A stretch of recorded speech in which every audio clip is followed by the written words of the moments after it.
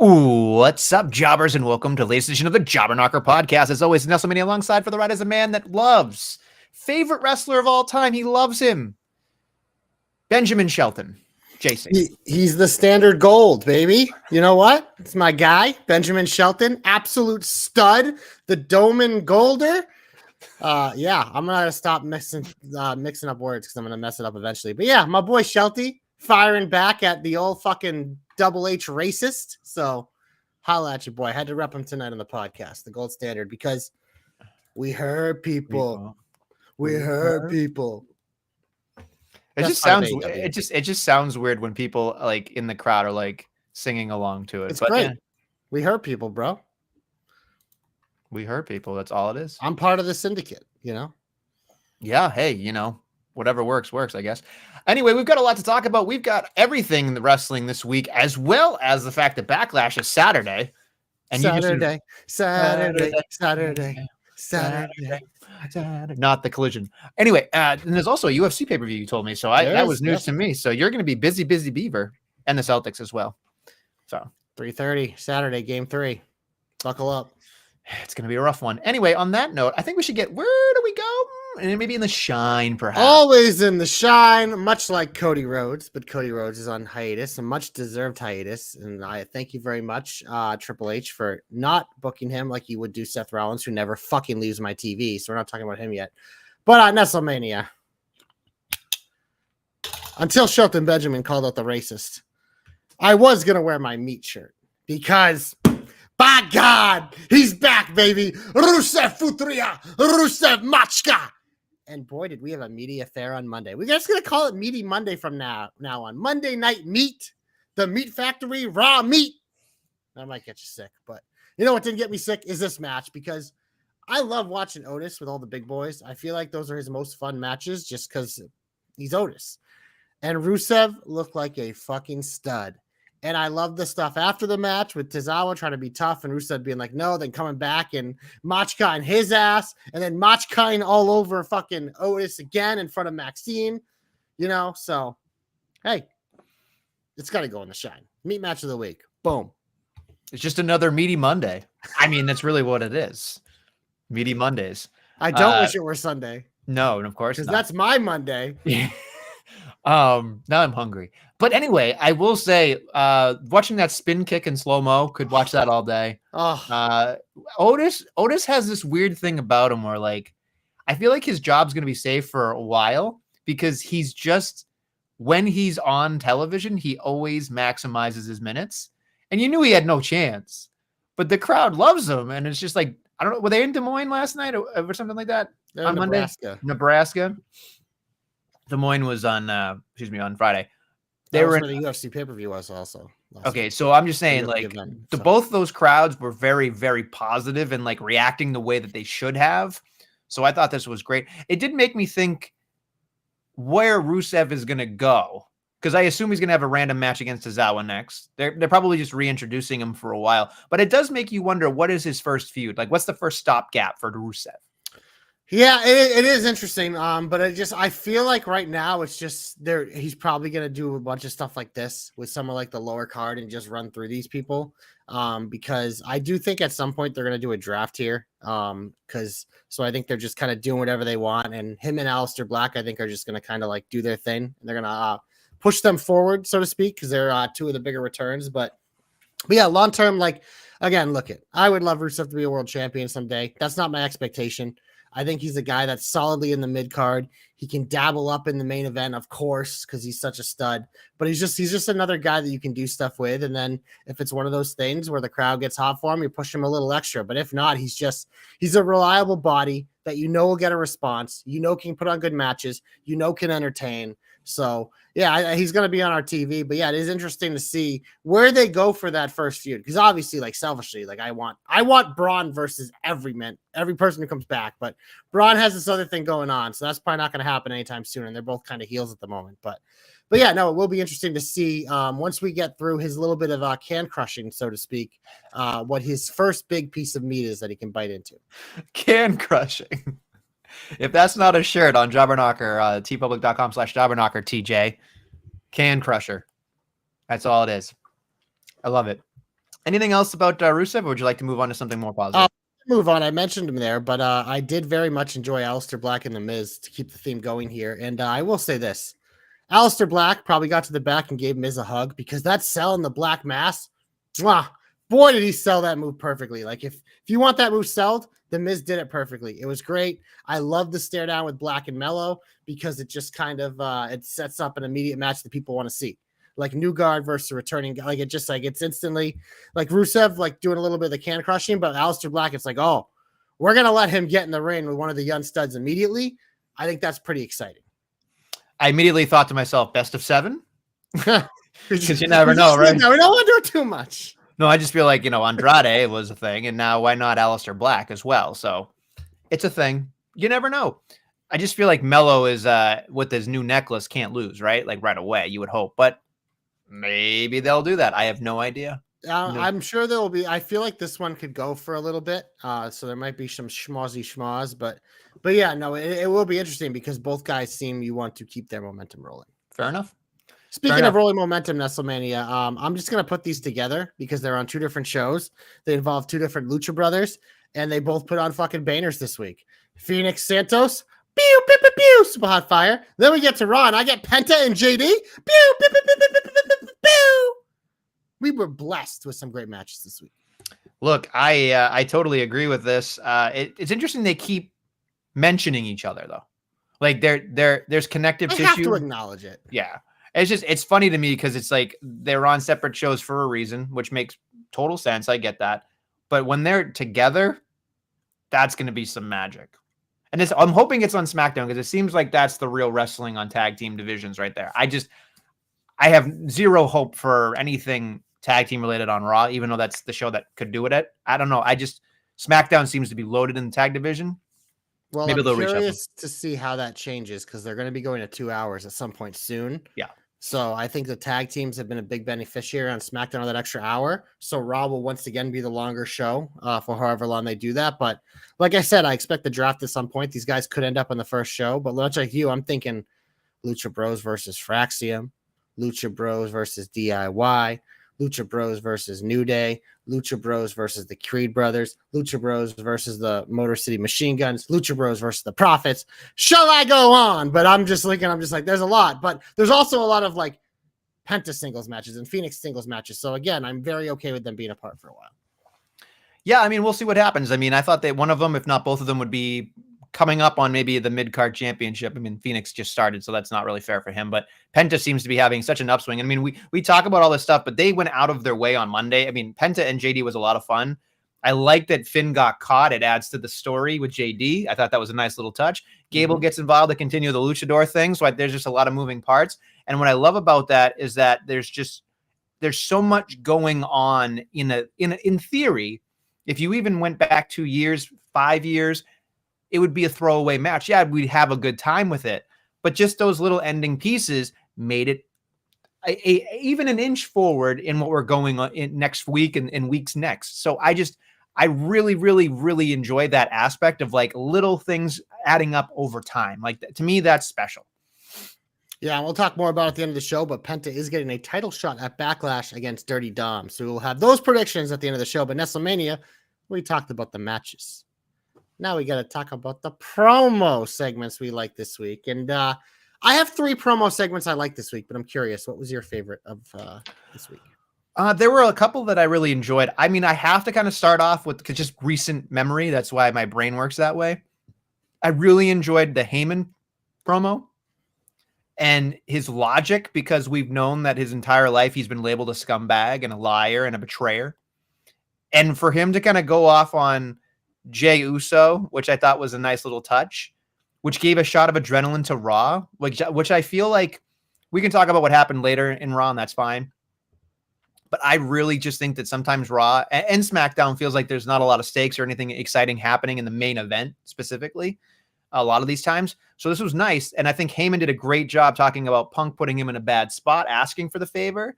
What was I supposed to do? And OTC, he was a dog, and I made him the tribal chief, and I held that title with him for 5 years. And I was just like, okay, there we go. Like, that was perfect. And then he kind of flipped out on it and was like, okay, like they're still screaming about these 2 guys. So you would think that the next logical step here is a tag match with Seth Rollins, Braun Breaker, CM Punk, and Roman Reigns.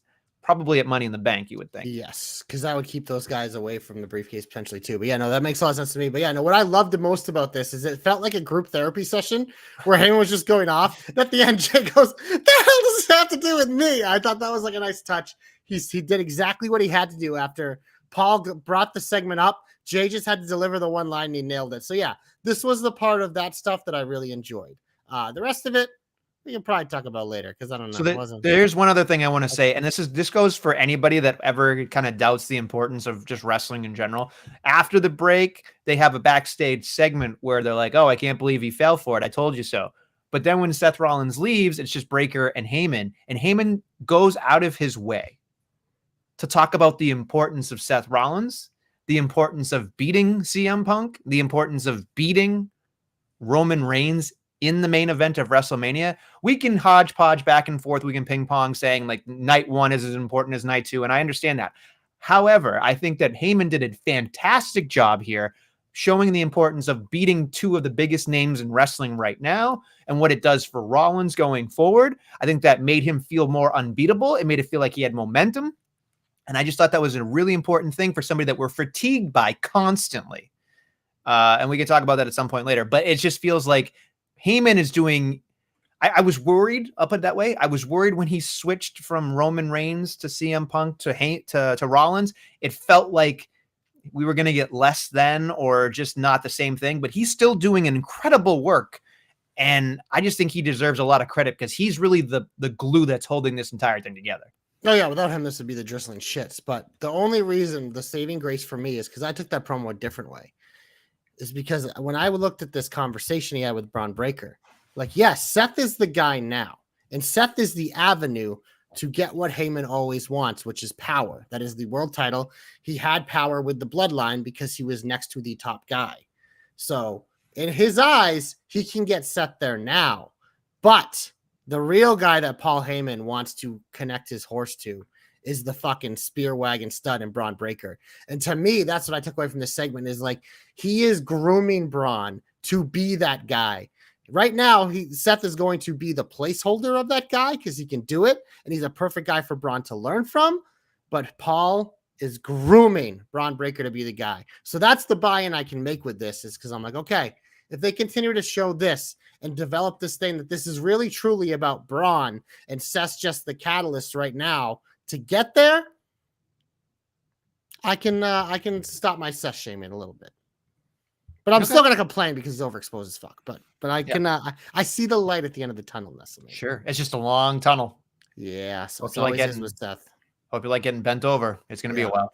You know what might not be a long tunnel, Nestlemania, is the match on Saturday, or I think it's Saturday, right? Yeah, Saturday between Gunther and Pat McAfee. This was a fun segment too. I thought Pat held his own because it was nice to see Gunther come back. And this is more of the Gunther we had a lot of the times during his reigns. It's just like the dominant heel Gunther. He got a little goofy like here and there, which I'm okay with. But this like was more like he's that intimidating force again.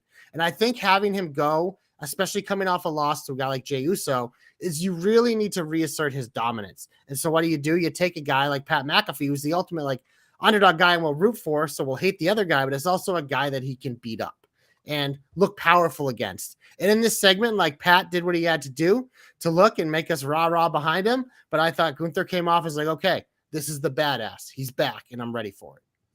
Yeah, I think there's just a believability factor with Gunther where you look at him and you're like, I'm not saying I would shit my pants in front of him. Definitely would piss my pants. But I will say this much. I believe everything that comes out of his mouth, and I fear for the opponent. I fear for the challenger. And I think that, like, the only thing I can think of is Brock Lesnar is the only person I could think of where I'm like, I'm actually nervous for the person in that match. But other than Brock Lesnar, there hasn't really been, like, a person where you're like, oh, God, like, this is going to be, like, this person's in for a long night, pack a lunch. But with Gunther, I'm like, I will feel bad for Pat McAfee because he is going to get chopped. He is going to get stretched. He is going to get dominated in an uncomfortable fashion. And it should be that way. If it's a 50-50, I'm going to be pissed.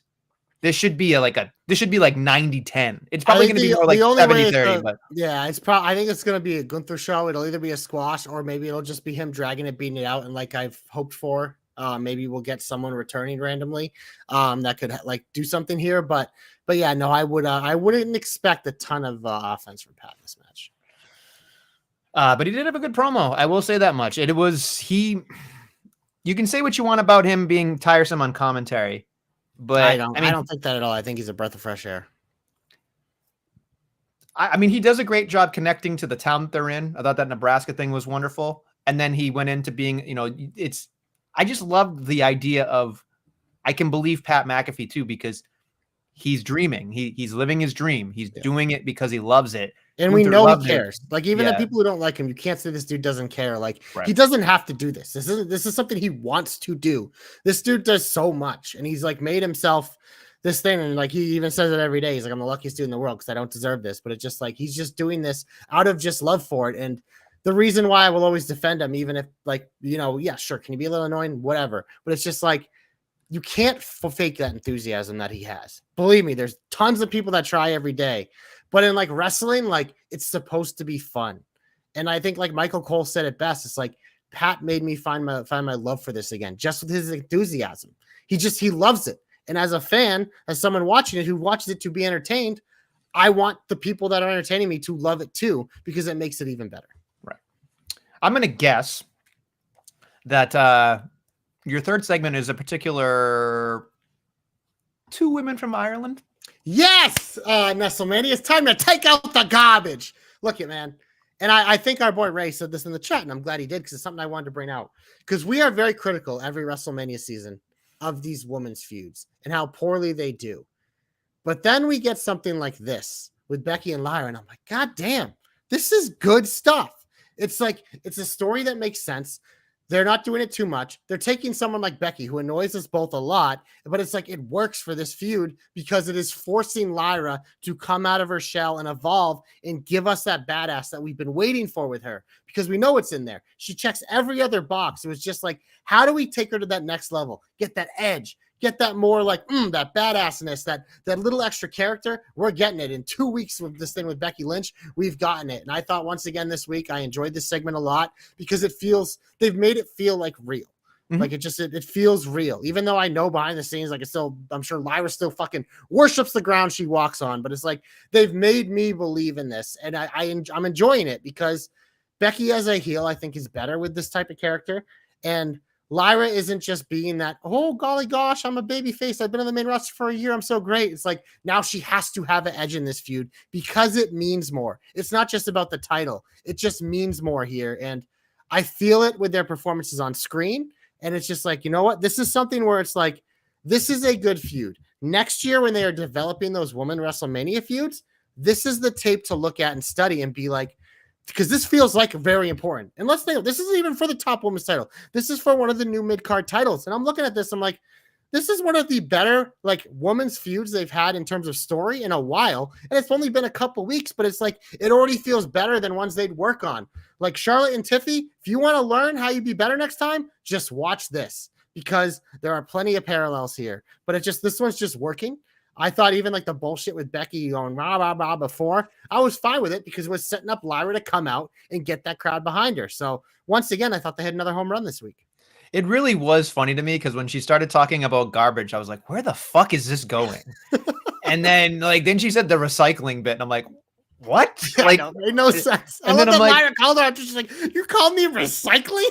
Yeah, it was just like, what are you on? But it was fine. And then like the whole thing was like, you recycle your gimmick. And I was like, okay, that's not super strong. But then she said stuff like, I defend more than you've ever been here, which was a nice touch. I like that line. Like she cut a couple of jabs in there, which was good. And she held her own, which I think that's the thing. Like, I don't want to pick on Charlotte, even though our boy, the backcracker said here, I'll just put it up here.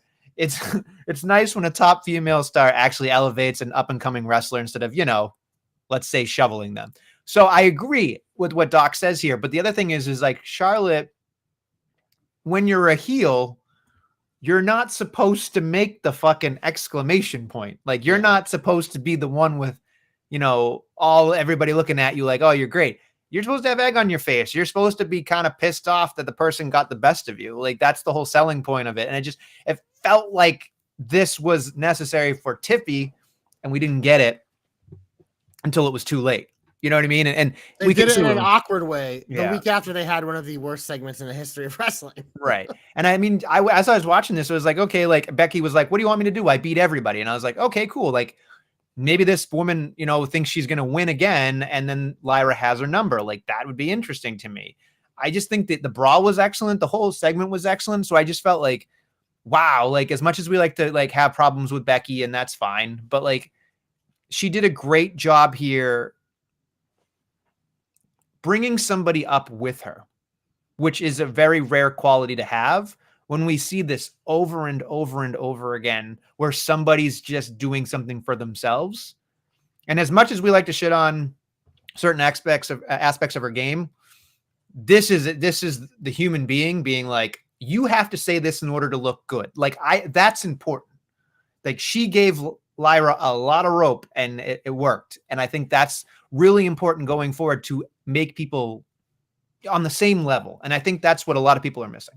Yeah, no, 100%. Especially in Lyra's case, like, we see her in the ring. She's a complete badass. She's proven that since her time at NXT. Like, she can go in the ring. She looks great. She's smooth. Like, her moveset's cool. Even like her entrance is cool. But the disconnect has been that character and the promos. In the last 2 weeks, she's nailed the promo stuff. And I think these 2 weeks have done more for her than any of the rest of it could have. And it's because Becky put her in that position to succeed. So she does deserve a lot of credit for that. What else did you like, JC? Well, we do have. I do have one more promo that I want to mention. Because obviously, like our last real world champion, it wasn't there. But you know what, Randy Orton, he's my GOAT. I love him. He's one of my greatest of all times. But he doesn't always, especially when he's by himself as a babyface. His promos can be a little scary because you don't know they're going to be good. But I thought this week, he did a very good job. I thought like you can tell there's a comfort now with him, especially talking about Cena, because there is so much easy history to reference and grab onto that it just like this promo felt very natural for him. Sometimes as a babyface, it feels like he's usually like a little clunky, but then like he does well with the crowd. This week, I thought like what he had prepared, he was very good, and his delivery was good, and obviously he's always good with the crowd. So it'll be interesting to see what happens on Saturday. I think the St. Louis crowd is going to be absolutely bonkers for him, but I thought he did a good job here because that's always the worry. Like, I wasn't worried about Cody having to fill the gaps when Cena wasn't here, but with Randy, it's like, it's always a question mark. Like, even though he's one of the all-time greats, it's just sometimes the promos don't go well, but I thought this week he nailed it.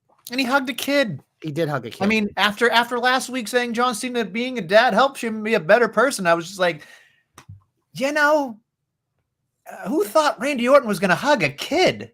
You know what I mean? Like, think of all the terrible things Randy Orton's done in the 20 plus. He's hugging a fucking kid. And I was just like, what a juxtaposition that we are in these days, because it's like Randy Orton's just out there having fun. Yep. Like, just having fun. John Cena is not hugging children anymore. Nope. So it was good. Very, very well done. I don't know if the match is going to hold up, but I'm sure some gaga will happen. Yeah, like I said, I think just the way Orton can be is that it'll be a lot more psychology than actual like movement, but we won't realize it because I think the mind games will do well.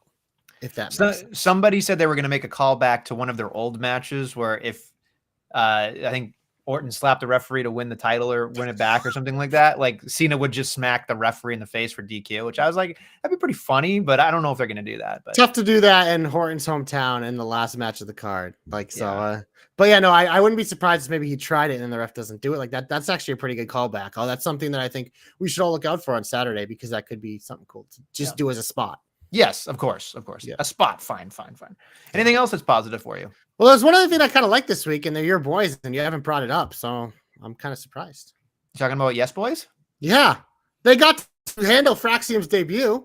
I will say, because this match did have a little bit of a mess to it, but I thought it was really fun despite that, because just the athleticism in the ring and the speed these guys were going at, I was okay with the little bit clunkiness, because those are the types of times you see it. It wasn't like watching an AEW match where it's just like botch. Oh, they got one. Botch. It was more of like, oh, that wasn't smooth. Ooh, that wasn't great. Boo. So I think you're going to find that to be happening with a lot of Fraxium matches going forward. I'm not saying it won't be impressive. I just feel like The one thing that a lot of people do not want to call attention to, and it's not a knock, it's just a fact of life, is that when Fraxium has their matches, they've been able to practice at the PC their matches with their opponents ahead of time.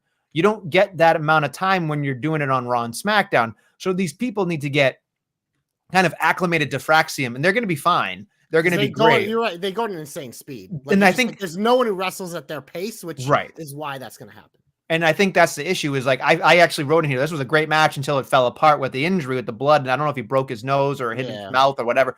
And I just felt bad for Elton Prince because I was just like, man, this is going well. And I want them to do well. We know Fraxium is going to be fine no matter what they do. But Pretty Deadly to me, like, makes me nervous because I like them and I want to see them succeed. But I have this feeling like they're not going to ever reach the tag team gold at this point.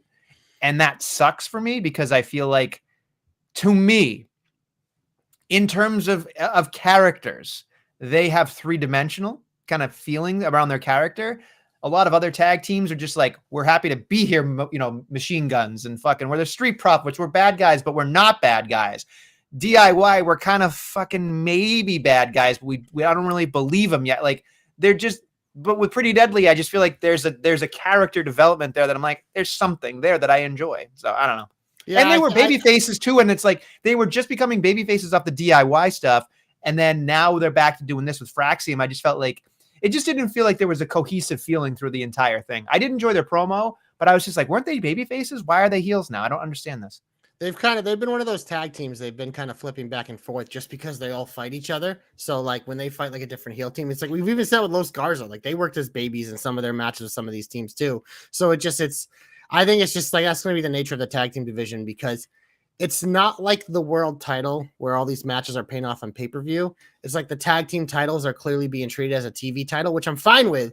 But you're getting matches every week, which means all the teams are going to continue to fight each other. So you're going to get heels versus heels and babies versus babies. It's going to be the nature of the beast.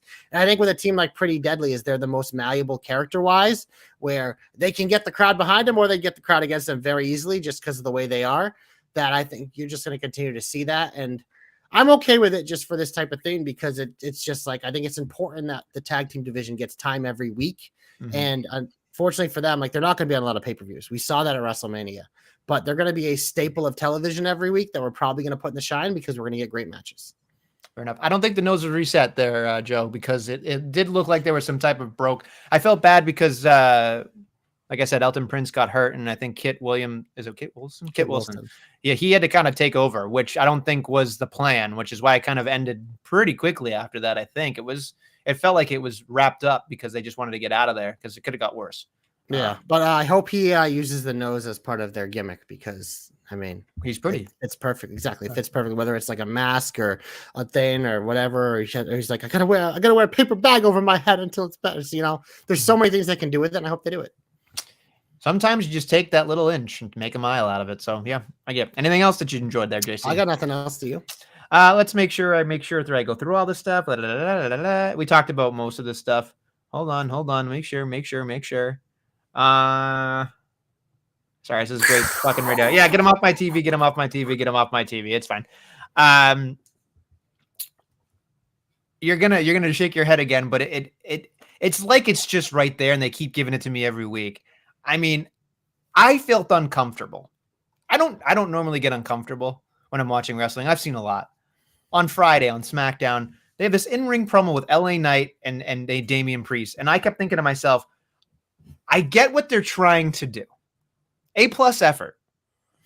But boy, did they fucking take forever to get to the point. And I'm just sitting there going like, this is too long.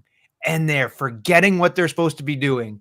And then it's just like, I said the thing. No, you said the thing. And I just went, Jesus Christ. Like, what are we fucking doing here? And then of course it just like, I understand it had to be a match. And then after all that, DQ, here comes Solo because it sets up whatever.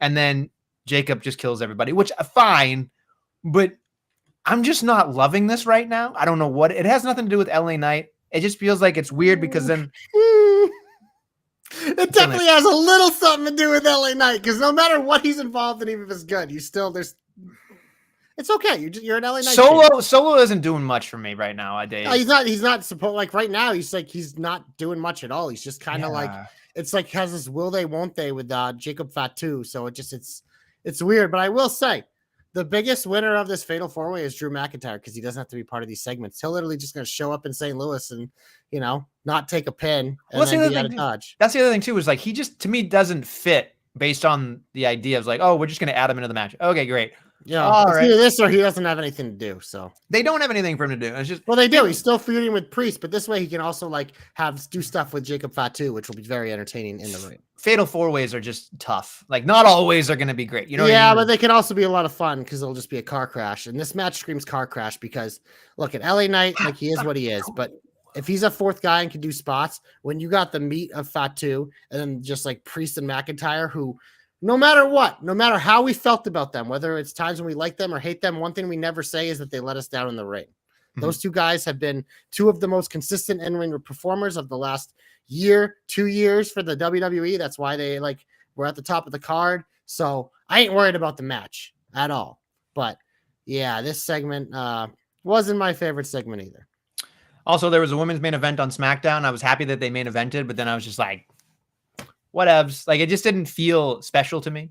So I'll tell you what I like. I love Jade because every time she's on my television, I can't look away. Like, she's just still like she has an aura. And I'm loving this Naomi character.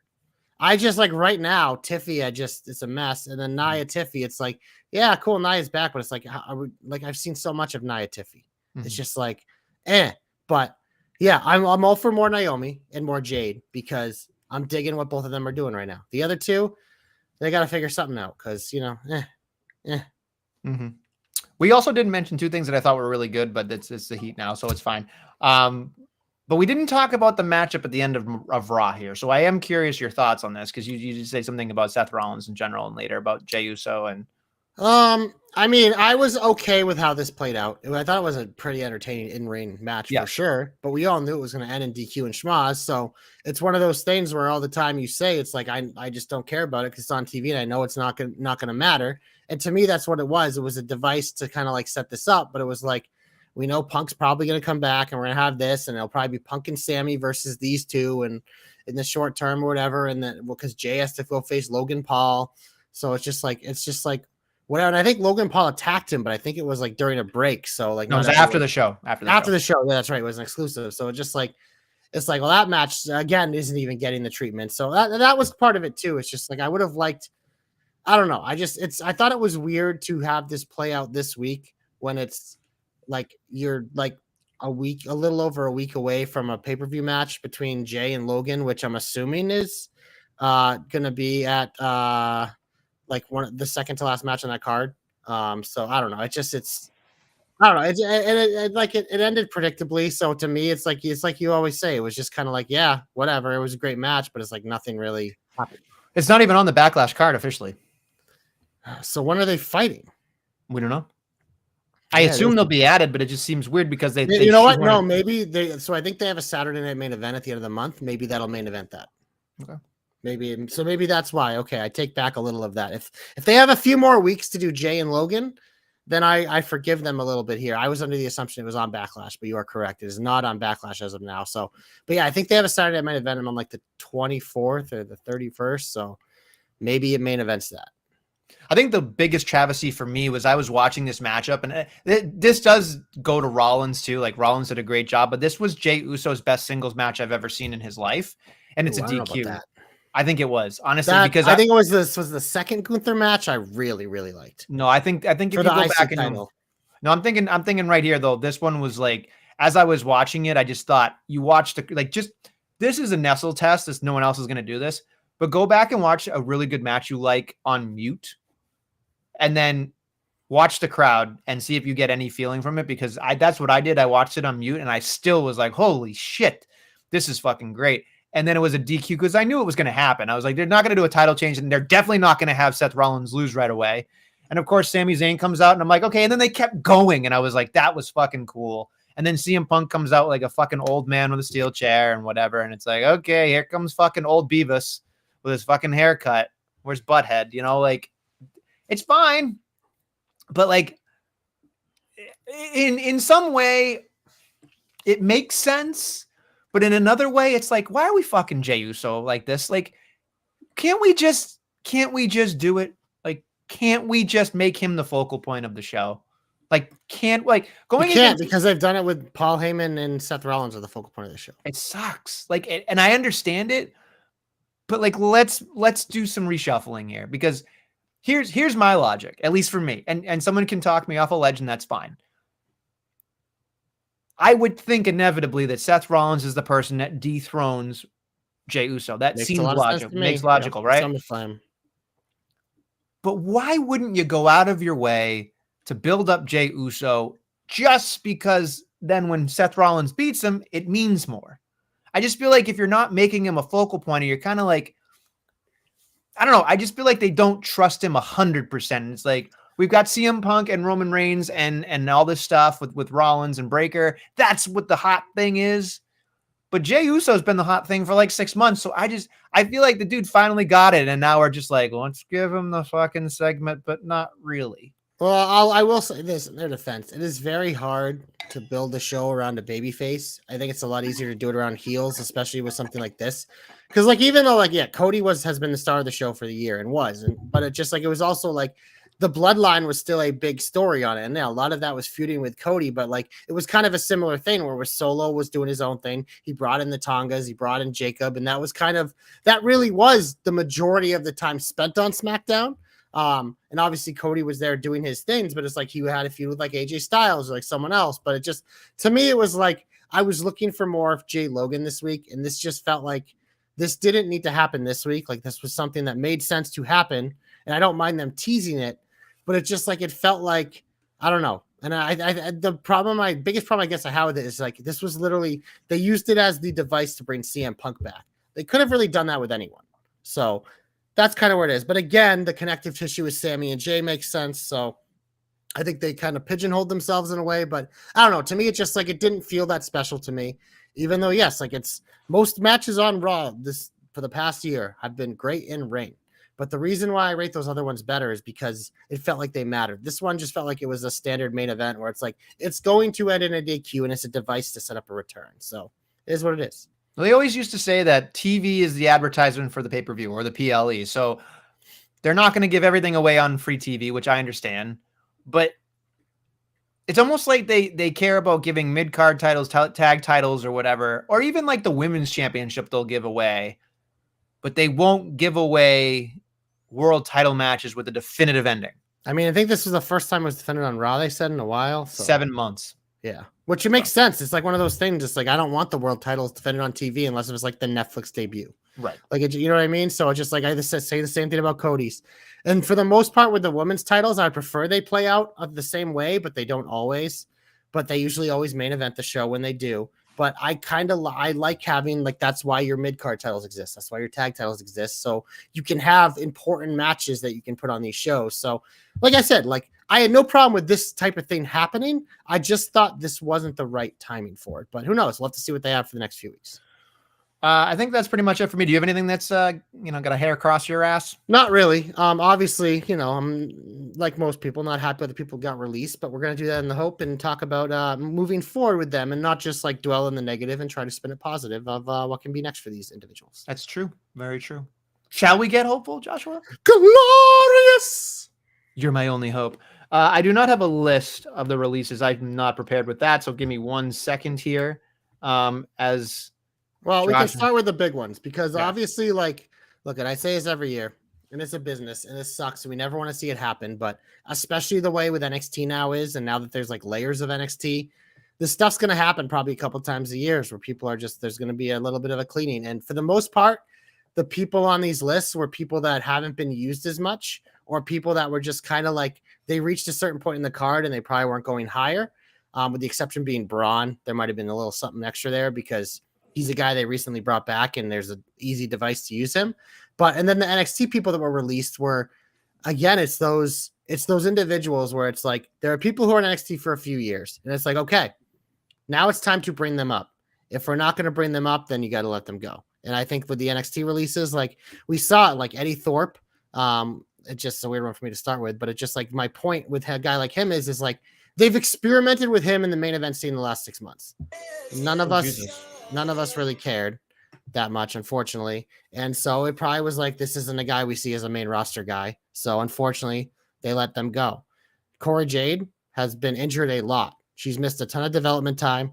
It was one of those things where it's like, unfortunately, they just brought in Julia, Stephanie, and Jordan to go. Roxanne's there. It's just like, it's one of those where it's like, well, it's time to call her up. Is it, do we want to upgrade her contract or do we not want to upgrade her contract? And I think that's what a lot of this stuff comes down to too, which is why I say I don't want to dwell on it because it's the business and it sucks. But I think for all these individuals that were released, they have the WWE alumni on their resume. They're all going to get jobs. So it might be fun here to say our dream scenarios for these individuals. All right. So I got all the names now. Here we go. We'll just say, where are they going to land? Where you're hopeful and, you know, maybe some other things if you need to. Braun Strowman, to me, screams NWA. Like, seems like they're going to do something with EC3 or something stupid like that. I do not see Braun Strowman going to AEW. I do not see Braun Strowman in TNA. I think the dude's made enough money. He doesn't give a shit. He's fine. Well, that's my big point with Braun, and I think he has made a ton of money, and I think anything he'd do would be more appearance-based. But I will say, I wouldn't rule out AEW completely because it seems like Wardlow is preparing his exit, so AEW is losing monsters, and so it wouldn't shock me, but I don't think it will. I think he's a guy that literally will probably be like, you know what? I'll do some appearances here and there, but this is also a guy who had major like neck and back issues. So it's like, and so he was probably already on a little bit of a limited schedule. So yeah, no, I think he's made his money and we'll just see him as appearances here and there. Dakota Kai is the biggest head scratcher for me. I mean, you know, you've said it, you know, I think that she's had the 2 ACL injuries and she's been the injuries. And I think she kind of reached her ceiling, unfortunately, with where they saw her. Yeah. But yeah, no, she's definitely one of the bigger names that was a surprise. I feel like that's a scoop for AEW. Yeah. I feel like that's one of those things. I don't know what they're going to do with her. I don't think they're going to do well with her, but I think that it's a good home for her. Especially if maybe she gets some matches against, you know, Mercedes or something like that. It seems like that, or even Toni Storm would do well. I think the thing is that there's friends with, I think, both Tony and Mercedes. So. I think the thing is Dakota Kai wasn't able to show off her character or just her personality in a way that we could all get behind her. Like her story's fascinating and fun, and she seems like an underdog. Great moveset, great, you know, just great attitude. But yeah, I just feel like she never got a full chance to show us what she can do.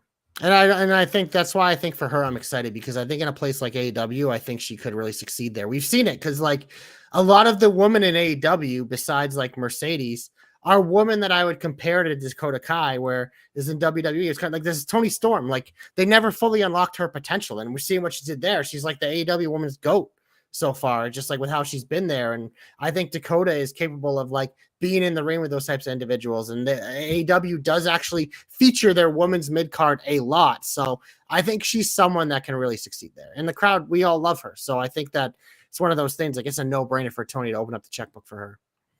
Shayna Baszler. This one was honestly the biggest surprise for me because we know she's a Triple H girl. But to me, the biggest theme I saw is that literally if you were in a tag team, either you both were getting cut or one of you was getting cut. It was Baszler got cut, Kai got cut, Kaden and Katana. It was just like all like women's tag teams got cleaned out. So it's clearly they just and then Jakara Jackson, they were part tag team NXT. She gets cut. So we'll get to her in a minute later, I'm sure. But the Baszler one surprised me because I'm sure it was a contract thing where her contract was up, and it's one of those like, do we want to give her a new one and pay her more? Or do we let her go? But yeah, no, it was one of those like I feel like she had her window though. They didn't pull the trigger, and she's just been kind of there since, and they can call on her when they need to. But it felt like she was never going to get another shot. But where does she go next? I know exactly where she's going. You ready for this? Yeah. Part of the Death Riders with her girl. I mean, she'd be a way bigger badass than her. Like, I would actually believe that she could beat up men. I think, honestly, that would be a good fit for her. I also think she'd go to TNA and be the face of their women's division. Well, just as long as Tessa's not there, you know, but that's a whole other point. Yeah. But I think here's the thing. I think she's got a ton of personality. I think she's fun. So like, and I understand she just doesn't fit the mold of WWE in terms of like that exciting style. She's not exciting in terms of like what she does. She's just a badass. Like some people who just fucking, you know, all fist and kicks, like that's not necessarily what people want in terms of entertainment, but she's a legitimate badass and she's funny and she's got good comedic timing. Like when my opinion was when Nia and Shayna were doing their shit together, I thought that was some of the best television that they've done in a long time. And I just think that like that's what they need to do with her, and they didn't do it. They just stopped pulling the trigger with shit like that. So I would say Death Rider. That's where she's going. That just makes perfect sense for me. I'd be cool with it. We already talked about Katana and Chance. Yeah. Or sorry, Katana Carter. They make a lot of sense in TNA because they actually have a women's tag team division. So I think that's an easy one there. Yeah. You already talked about Cora Jade, kind of. So I'll let I mean, she could probably, she's gonna be able to go wherever she wants. Yeah. But I would assume AEW and TNA will be banging on her door. She already has experience with TNA, but I think Tony will go for her as well. I mean, she's still very young too. Yes, absolutely. I mean, but she is injury prone, so we'll see what happens there. People do get so a lot of people are injury prone. That's true. Gigi Dolan, which was not surprising to me at all. No. She was swimming upstream since she, lost her girl Mandy Rose. So yeah, unfortunately, she'll probably, she'd go again, either one of those. I'd like she'll to see her break on the indies though. That's yes, she made but I think like a TNA one would be interesting because I think she'd fit better there. I think AEW should eventually get lost in the shuffle just because her in-ring isn't there. That was always a criticism with her. It's like everything else she had it, but it's like it was exposed when she's like teaming with JC Jane, who's very good in the ring. And then especially after Toxic Attraction ended, it's really been apparent with Gigi, unfortunately. So unfortunately, this is one that I kind of figured. Gallus is up next. That was kind of, I guess they could only do what they could do. Yeah, to me, it felt like they were never getting called up. So it was like, how long are they just going to keep them in NXT? And they've been there forever. Because it was one of those, like, they're perfect for NXT UK. And we saw a lot of them. They all just went to NXT. And, like, Tyler Bate and Pete Dunne and Gunther come up and Dragunov. But besides that, and JD, besides that, it's like everyone else has just kind of stayed there and eventually disappeared. And I think this is them eventually disappearing. Yeah. Eddie Thorpe. Well, we can say what we want about Eddie Thorpe. I mean, he'll go wherever Dakota goes. Neither of us see it, but he's got good taste in women. I don't see what she sees in him. I mean, he better have a fucking Coke can in his pants. That's all I'm gonna say. Anyway, moving on. Riley Osborne, thanks for coming. I'm sure you'll end up somewhere. I don't know. Like he screams AEW because he's flippy dippy. I mean, I was surprised he didn't get a fair shake because I was impressed by his athleticism, but WWE has a million of those guys. The problem is when you go and you look and like, oh yeah, Javon Evans, he's fucking 21 years old and he's better than all of you. Yeah, I guess we don't need you. Right.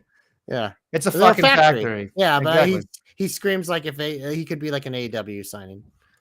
Moving on, we have Jakara Jackson, which was one of my faves. Love her. I thought she had a great attitude. She reminded me a little bit more of like a less nutty Alicia Fox. But who also made their return at TNA this week. So. I saw that, yeah. With Jakara, I think it was just like they're obviously calling up Lash. They really like her, and they were like, they probably want her as a single star, but they were probably like, if we do call her up as a tag team, do we think Jakara's main roster? And unfortunately, I don't think they saw her as that. So she was another one, Aura Mensa. Another one of the Metaphor. It was so sad. Metaphor went their separate ways on Tuesday, and then two of them got released. It's sad, but Oro is going to be just fine because I've already seen a ton of people recruiting him. I think he's going to be in TNA and join Top Dollar's faction. That'd be pretty cool. Yeah. And then of course my boy, Big Body Javi. I forgot he even existed. I know. But the like 3 weeks he had in NXT, he had a great character, but then I think he got hurt. But yeah, I mean, even if it's just indies, like that guy will make money because I saw Bubba Ray says on LFG, people will pay to watch you get punched in the face. So he will be an easy hire for someone. And then Danny Palmer, I didn't get a lot of look at her. She hasn't been on TV in years. So I think she was another one of the girls that had a debilitating injury. But what I remember of her, she was pretty athletic, but it didn't seem like there was any character there whatsoever. Yeah, she may be in NXT. We'll see. Or not NXT, excuse me, TNA. And then finally, the one that Shotzi, which was like, she's got a lot to give. So again, can clean up on the indies. Probably could get into AEW, especially with that tank entrance. It'd be probably pretty fun. TNA could grab her too. So I think she's got a lot of value. GG are an easy package deal too. Because they're already kind of working together. But she falls into kind of that same category where, I mean, she's been on the main roster, so her contract is probably up. But it's also like she falls into the injury-prone category. And then not the greatest in-ring category. Is she valuable commodity? Absolutely. But I think with WWE, it's like we say, like we come on this program every week and talk about how great the NXT women's division is. Unfortunately, that means that for some of them, a lot of them are coming up. They got to make room. I think the hardest part is WWE can forgive not being the most athletic, Yes. But in terms of doing that, you have to have like a larger than life persona. I think Shotzi's almost there with it, with the howling and the tank and like that She never got badassery. over the top. I know what you're saying. Yeah. But I think that's why people would connect with her, is because she's got the personality for it. But I'd be curious to see where she lands, because on the indies, she's beloved. She's gonna kill it on those smaller. It's the same thing we talk about all the time with, like, we look at the people who have been super successful in AEW and TNA. It's like there are people who, like, if WWE bought into, they could, but they never did. And those are the type of people that really, like, with the chip on their shoulders. That's why to me, like, Dakota screams like, it's like to me, she could almost be like a Swerve for wherever she goes. Like that type of person that clearly WWE wasn't going to take there, but you give them that ball and let they run with it, and they can be the face of your company potentially. So. Well, there you go. And that's pretty much everybody. Yeah. So hopefully, we'll look forward to what they all do next, because I'm excited for their futures. Can't wait for the next Braun Strowman and JC picture. That's what I want to see. You again. He's the man. He really is the man. Speaking of the man, Nestlemania, we're going. Don't call it a comeback, fella. Our boy Ben didn't even see it. We had to fucking tell him. But Sheamus is back. I knew it was coming the minute we got it backstage. Grayson's asking for a match, and he finds out who it is. He's like, I don't want to face him. So they're still doing this Waller Theory thing. So it'll be interesting to see what happens there. But obviously, it was just to set up the fella's return. He's been ready to go for a while, but it's nice to have him back on TV, because what do we know about Sheamus, Nestlemania? He puts on banger after banger after banger. So it's nice to have the fella back in the next. I was excited. He looked good. Slightly less, like, I don't know, clear. Looks like he might have got a tan, perhaps. I don't know. Maybe he just freckled. And anyway, he looked great. Austin Theory just sells like $1 million. And I don't know, I just feel when I was watching that match, I was just thinking to myself, man, we really do take Sheamus for granted. Like, he just connects to the crowd. Like, his moveset is a crowd participation. Like, it just, you need to go and you need to watch Sheamus if you want to be a good wrestler. Like, and I'm not saying good, like, oh, a technical masterpiece. I'm talking about having a moveset that makes people chant along and keeps people going. He's not a bathroom break. He's a versatile performer. He can do pretty much anything you ask him to do. And I just think he's so unique in so many different ways. So when I watch him now, I have such an appreciation for him, because he just does so many little things correctly. Yeah, no, the moveset is one of the most underrated things in wrestling, because it's if you have a good moveset, and especially like you said, like the 10 beats of the batter in, it's crowd participation. It's simple, but like that is some more effective than any flippy dippy you could do. And then my comeback, can't believe I'm doing this, because why the fuck would I? But I guess I got to call myself on the carpet here, because, the truth will set me free someday. I'm giving it to Zelina Vega. Picks up a big dub. The queen.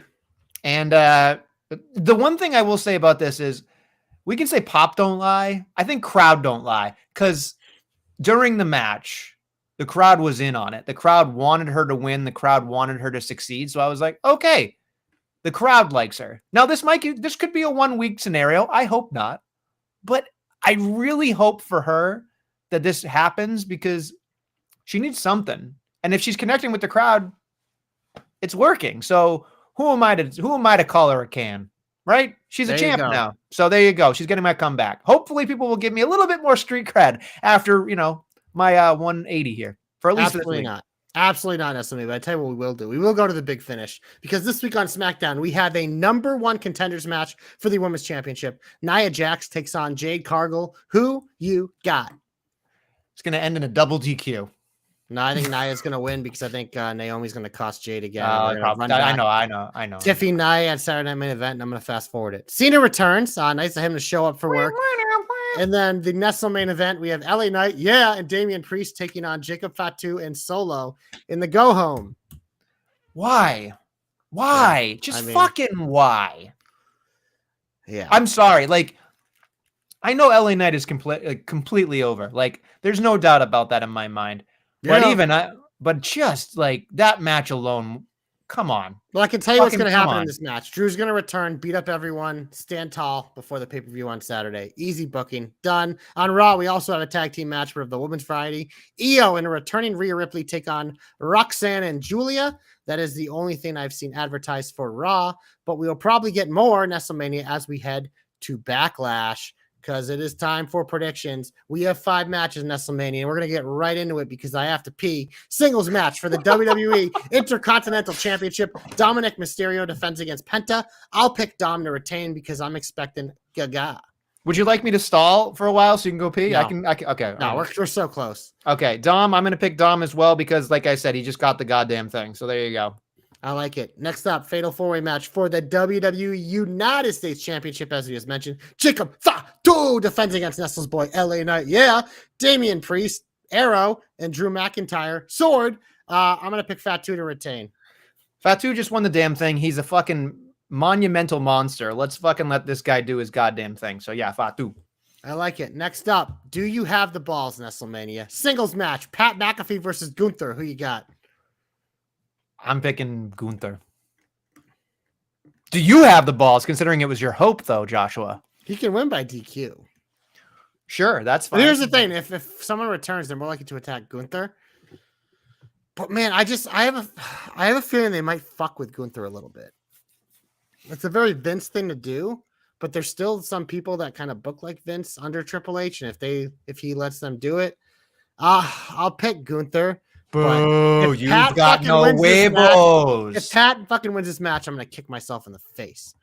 Well, I'd like to see that happen. No, you wouldn't. Singles match for the WWE Women's Intercontinental Championship. Lyra Valkyria defends against Big Time Bex. Are we going to do it, Nestlemania? Are we ending the reign? I'll say yes. Yeah. Because Dr. Joe, I know you said she's not a shoveler, but Becky wants that title because she wants to be the first woman to have the fucking new Grand Slam here. That includes the middle title. So give me Big Time Bex as well. You got to have a babyface chase. So yeah, I agree. And I think it's the best thing for Lyra, for Becky to win this singles match for the undisputed WWE Championship. John Cena defends against Randy Orton. We're obviously both going to pick Cena, I think, in Orton's hometown, but Nestlemania, do we get anything extra here? Do we get a Cody return? Do we get an appearance from your boy Travis Scott of The Rock? Do we get anything at all, or is it just a match and Cena stands tall? If we get The Rock, I'm gonna go, what the fuck are we doing? Especially after his but not WrestleMania. Like, what the fuck? Like, my question is just really quickly. I know we gotta go, but like, just The Rock getting on and like saying his shit on the Pat McAfee show is like, then what was the point of? If you wanted to not take away from Cena and Cody, why the fuck would you send Travis Scott out there? He does want to take away from that. He does. It was one of those things where he agreed to be there, is my guess. And then he decided that he didn't want to do it anymore because he's the fucking Rock. And then he saw the backlash about it. So he's like, oh, I'll go on McAfee to appease people. But then he can't help himself by trying to make Triple H look like an asshat because there's still a little bit of something going on there. So he sucks. He's a fucking loser. So I wouldn't put anything past him. Him and his glamour muscles, as Joshua would say. It's true. I think that's pretty much it. Oh, we have to do AEW, don't we? Yeah, let's do it quick because I do have to pee. Why don't you go pee then? Because I can't. No, because I'm not going to come back for like 2 minutes. Well, they may not even have a match card ready.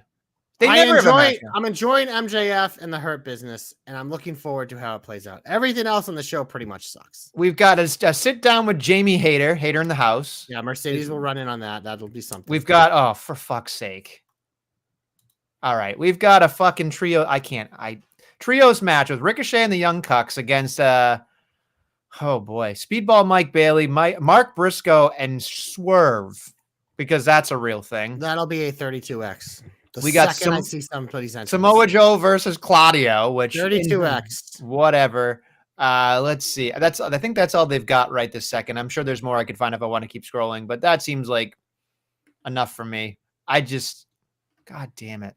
God fucking damn it. Yeah, we're going to stop there because I don't want to go any further down the rabbit hole.